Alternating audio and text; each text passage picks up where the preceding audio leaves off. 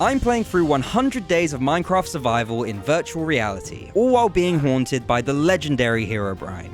Last episode, we found a huge desert temple. Wow, look at this thing. And after completing 3 puzzles, we unlocked a secret entrance to the 2nd level. And in this episode, we're going to find out what's down there. How am I supposed to deal with this? And with that out of the way, let's get into it. I made my way down to the 2nd floor and went about lighting up the new space. What's going on here, on this level? There's only one way to go. I guess we're going this way. That's when I found some useful items. Hello? We've got swords and shields and stuff. Is this just free stuff for me to use? Now, I didn't know it yet, but my adventure through the pyramid's 2nd level would take me the next 2 days to complete. This was due in part to the fact I wasn't quite done with the puzzles. Oh no. Oh my god, slimes. Instead of jumping in head first, I decided it would be smarter to deal with all the slimes at the bottom of the pit first, as doing a jumping puzzle in VR would be hard enough as it is. I think I got him. Nice, we got lots of slimes now. And with the slimes all defeated, I could attempt the puzzle. Oh, I'm on fire. Hello, Mr. Enderman. I'm not looking at you. Okay. I am really bad at this. Oh, I pressed it too many times. Okay. So we do this. Okay, I need to go over. You go over. I'm not looking at you. Okay. We made it. The pyramid's 2nd level was full of old workstations that had some good loot, food, and farming supplies, along with some enemies. Now, maybe it was the fact that I was super excited to get all of this free loot, but I guess it made me forget how to read for a second, because I did this. Can I put some of this stuff on? What do these do? Curse of... Oh, shh. So I can't take these off now? Good job, Ryan! Good job! That was brilliant. That was just absolutely geniusness. You've really outdone yourself there. And it turned out it wasn't just the boots that were booby-trapped. Some of the chests were too. What just happened? Was that booby-trapped? Either way, I wasn't going to let that stop me, so I pressed on through the pyramid. Golden apple. I'll take some golden apples. Oh my god, there's so much stuff! What is this? Enchanting book, respiration free. What's this? Oh. Not wanting to jump headfirst into the water, I searched a bit more to see if I could find something that would help me with this task. Diamond horse armor? Oh, my horse is going to be sorted out. Hey, buddy. Okay. Ooh. What do they have here? Oh, an anvil. So basically, if I get a piece of my armor and put respiration on it, golden helmet plus respiration. Let's do it. Nice. And with that, I was ready for the water puzzle. Let's see what we got. Oh, it's friggin' dark. Turns out the puzzle was an underwater maze. And it also turned out that it wasn't a very difficult one. Okay. This is a bit scary, actually, because I can't... Okay. It's an air pocket. Oh, wow. The game then rewarded me with some more ore and books. And after looting as much as possible, I was met with another jumping puzzle. Oh my god. What is down there? Oh, lord. That's not so good. But this one had a twist. Well, there's a lever there. Oh. Okay. Oh, are you joking? You expect me to be able to do this in VR? In VR. I had to time the jumps perfectly if I was going to make it to the other side. Okay, this is going to be really difficult in VR. I have to jump like then. Okay, after this one, we're going for it. Oh, oh no. Oh no. Oh no. Okay, well, that's hard. That's hard. Oh, that was so close. Oh, yes! Yeah! Screw you guys! With every puzzle I completed, the tunnels just seemed to keep going. I had no idea when it was going to end, but that's when I found it. Alright, let's keep moving. Oh, what is that? That's a fancy shield. What is that guy? Whoa! What is this room? Whoa! Is he like a pharaoh or something? I guess we gotta kill him. Come on then. Okay, he's dead. Whoa. Okay. Hi guys, there is an awful lot of you, isn't there? This was where things got a bit crazy. Oh my god, I could cheat a little bit, but look at how many there are. No matter how many zombies I killed, more respawned and took their place. And I simply didn't have enough weapons to deal with all of them. I needed to think of another solution. Already halfway through the sword. That is a bit much. Okay, we got a blue shield and a blue shield. What I'm thinking I do is I use the water to try and get them to back up. Back up. Go on, shoot, so I can see what I'm dealing with here. Okay. That is a ton of zombies. What the hell?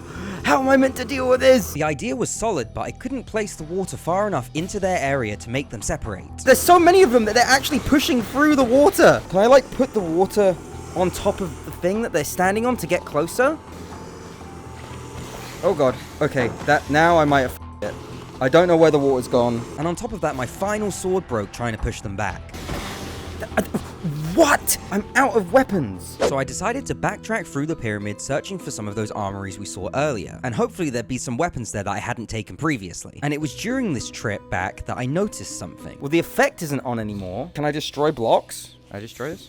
I can. I think when I killed the pharaoh zombie, the curse that prevented me from destroying blocks was lifted, meaning I could now break whatever blocks I wanted. That would come in very useful later. So I went back, found a weapon stash, and definitely didn't stupidly lose some of them in the lava. And I need them not to fall in the...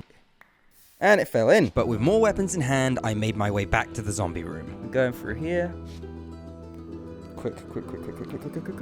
Luckily for me, they had cleared out just enough to give me a chance to place the water correctly. Tell me I got that in the right place. Tell me I got that in the right place. I just need it above. There we go. No, it's not right. Right on there. Yes, there we go. Now we're good. Now we got a little bit of a barrier. And with that, I could now enter the zombie room. And I don't think I could have ever fully grasped just how dangerous this room was. That is just ridiculous, to be honest. Look at that! There are so many! Why are there so many? I have no idea how we're going to deal with this with one sword. I decided to clear out the other rooms first, so we only had one room full of zombies to deal with. Okay, what else do we have? Please tell me we have a sword or something in here. We could probably use the dirt. We can actually use the dirt to, like, fence them in. Use the water and the dirt to fence them in somehow. That was when I discovered this random button on the wall. I want to press it. I really want to press it, but I'm going to wait for a little bit. I'm not going to press it yet. I thought we should deal with one thing at a time. Because I only had the one sword, there was no way I was dealing with this horde in a straight fight. So I had to think my way around the problem. I dug through the side of the wall to see what the layout of the room was. There is a spawner. Okay. First thing we gotta do is deal with the spawners. That is definitely number one. Oh my good lord. Okay. After seeing the layout, we guessed that there was about 4 spawners in total, 2 on each side. If I fall here, I am going to die. No two ways about it. But the size of the horde meant that I couldn't even place the torches anywhere near the spawners. There's actually too many of them. I can't even, like, get out of the way so I can, like, place this. As soon as I attack, they all come over. It's like a horde mentality or something. What the hell? Look at this. So I tried to pen them into a smaller area using the dirt that we found earlier. Okay, I mean, that hopefully should stop them from jumping over the wall constantly to try and get over to me. Wait, they're still jumping over. Yeah, they're still jumping over. Okay, my plan didn't work. Look at that. What is this? How am I supposed to deal with this? I've never seen so many mobs. How is my VR even functioning right now? Can I, like, get some torches and, like, throw them? This is a thumbnail right here. Look at it. It's now a rave. I came to the realization that I'd need to at least thin the horde's numbers a little bit, and I wouldn't be able to do that with only one sword. So I blocked off the spawn room with my remaining dirt, and once again backtracked through the pyramid, really hoping to find another armory that I may have missed. I searched and I searched, but there was no more weapons to be found. As I made my way back to the zombie room, I noticed something. Oh, it sounds quiet. Go. Go. The zombies had despawned, so I had to act quickly. Okay, and yep. Quick! Stop the bring. Oh, okay. Alright. We've gone from a very unmanageable 105 zombies to 3 zombies. I think I can do that with one sword. I finished off the remaining zombies, and the pyramid was officially completed. Nice. Yes. I cannot believe how messed up that was. Now all I had to do was loot the throne room and the rest of the pyramid. Show me something good. Ooh, diamond armor again. 2 horse armors. Is there anything else? Aha. Always a secret chest. Always a secret. Oh. And of course, a certain someone decided to ruin my party with the reminder that he is always watching. Ooh, oh god. We haven't seen him in a while. I completely forgot that he was about. And actually, that's a good point. We didn't find anything here that really would help with him. Although, maybe we did. He's given us a lot of gold. And I think we need gold to do the summoning, right? So maybe this hasn't been a waste of time. As excited as I was to be done with the pyramid, there was still one final mystery to solve. All right, here we go. Pressing the button. Oh. Oh, I'm back at the beginning. We can make our way back up, I think, right? And with my inventory full of loot, I dug my way out of the temple. Right, let's go find my horse and get out of here. With the sun rising on the 23rd day, I found my horse and made my way home. The excursion to the pyramid was a massive success in the fight against Herobrine. We got a ton of gold, which we could use to make the Herobrine summoner. But the pyramid also taught me a valuable lesson. If the other temples and monuments and strongholds and nether fortresses are all going to be like that with a ton of zombies, we are going to need better weapons, enchanted armor. But that would have to be done later, as I wasn't finished ransacking the rest of the temple. That took me most of day 24 to do, and I got a lot of useful items. Mainly gold ore, but then also some important things if I wanted to enchant, such as books, lecterns, and anvils. I went back home and decided I needed to add a room to my house. That's when I came up with a cool idea. Every time I complete a new monument, or something like that, I add a new room. So this is going to be the desert temple room, and then that can be ocean monuments, and that can be strongholds, once I complete them. I don't want to be spending days of this Let's Play building, as I think that's not super fun to watch. So when I complete an area like a stronghold or a monument, I'll take parts of those places and use that to make a new room. So it's almost like I get a house upgrade every time I complete something. And with that idea made, I finished off the basic layout of the temple room and went to sleep. Day 25 started with Herobrine leaving me another note. But I didn't have time to worry about that because I needed to get on to my next task, finding diamonds. And I knew just the place where I wanted to look. The perfect place to go look for diamonds will be over in that cave that we were at before, right by the destroyed Herobrine forest. So I got on my horse and made my way to the village. On the way, I harvested a bunch of wood so I could make torches, but also to make a crossing for my horse. Once that was done, the sun was starting to set, so I left my horse with the nice villagers and made my way into the caves. Now, one of the main reasons I wanted to explore this cave is that it's directly below the Herobrine wooden pillar forest that we saw days back. That made me wonder if the area was cursed, and if that would therefore affect the caves underneath. And if that was the case, maybe we'd find some clues about Herobrine down there. And wouldn't you know, it didn't take me long to notice something out of the ordinary. What's that down there? There's an actual light source down there. What the hell is that? I needed to get a closer look, so I started to make my way down there. And on the way down to the mysterious light source, I noticed a lush cave. Is that a lush cave? We found a lush cave. Sweet. We got a mine shaft here as well. And that's when I figured out what the light source was. Oh, is it just a singular torch? Well, that's obviously what you want to see down here, isn't it? Signs of an evil entity. So this cave was for sure haunted or cursed. But as far as spooky caves go, it wasn't all bad. Oh, yes. That's what I'm talking about, baby.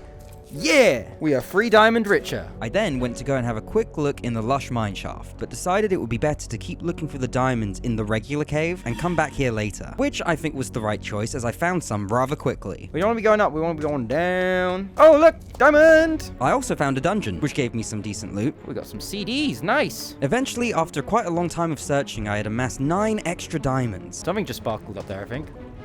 Oh yeah, that looks like diamond to me! Give me more than one. Be nice. Yes! Love it! Which meant I had a grand total of 14 diamonds. Not quite the 26 needed for a full armor and a sword, but we were well on our way. I resurfaced on the night of the 27th day to get some more food and supplies. Luckily for me, the village had exactly what I needed. Oh, dude. I know I shouldn't do this, but I'm stealing all this stuff. So we got 6 breads now. That can probably last us a while. These are not coming off anytime soon. Oh, God. How do I uncurse myself from that? That was the biggest mistake I've ever made. I then made my way oh, God. back to the caves to spend the next 3 days looking for more diamonds. And unfortunately, the second trip down wasn't so prosperous. I kept running into enemy after enemy, but there was no diamonds anywhere. So I decided to go and give that lush mine shaft a second look. And let's just say I was very happy with the results. Yes! Oh, if I had known this was here this whole time, I'd have done this. I pushed further and further into the lush cave. I ain't seen the outside world in a long time. Oh, okay. And the lush cave has a lot of benefits, the main one being that the lights prevent any mobs from spawning, so I wasn't really having to do any fighting. But I was about to discover that it was a bit of a double-edged sword. Is this the way that I came? I'm not really too sure. Because it was so light, I wasn't placing any torches, meaning that the further and further into the cave I went, the more lost I was getting. And before I realized it, I had no idea how to get back home. I was about to start digging straight up when I found something quite cool. Oh my good god. This is definitely not somewhere I've been, but this is a cool place. Holy moly. Oh! And as much as I wanted to explore this new giant cavern we had just found, I was dangerously low on food. So I decided my best bet was to dig straight up and try and figure out where I was so I could make my way back home. Little did I know that this one decision would change the direction of the next 10 days to come.